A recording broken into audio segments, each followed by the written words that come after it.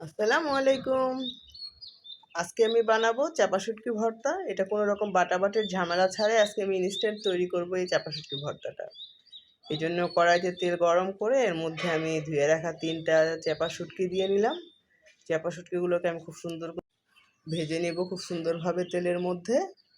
তেলের মধ্যে এভাবে ভাজতে থাকলে চাপা শুটকিগুলো খুব সুন্দরভাবে খুলে যাবে এবং ভাজা ভাজাও হয়ে যাবে।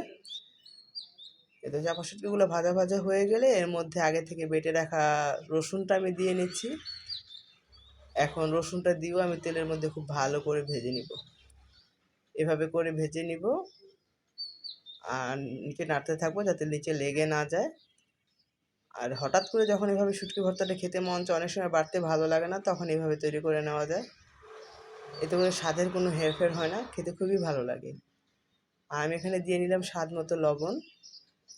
এখন এভাবে করে আমি ভাজতে থাকবো এই শুটকি ভর্তাটা। এখন আমি দিয়ে নিচ্ছি এখানে স্বাদ মতো মরিচ গুঁড়া। যে যেমন ঝাল খেতে পছন্দ করে সেভাবে করে মরিচ গুঁড়াটা ইউজ করবে এখানে। এখন মরিচ গুঁড়াটা দিয়ে আমি খুব ভালো করে মিশিয়ে নেব ভর্তাটার সাথে। এইভাবে করে ভাজা ভাজা করতে থাকবো।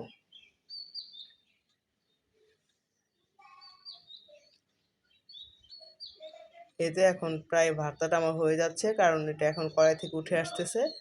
ভাজাটা ভাজা ভাজা হয়ে গেলে এটা আপনি থেকেই কড়াই থেকে উঠে আসবে, তখন বুঝতে হবে আমার ভর্তাটা হয়ে গিয়েছে।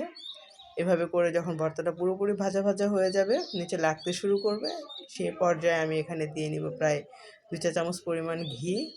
এতে করে আলাদা একটা ফ্লেভার আসবে আর চাপা শুটকি ভর্তাটা খেতে খুবই ভালো লাগবে।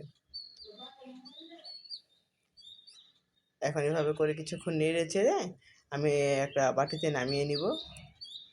আর এভাবে খুব সহজেই তৈরি হয়ে গেল বাটাবাটির ঝামেলা ছাড়া মজাদার চাপা শুটকির ভর্তা। আল্লাহ হাফেজ।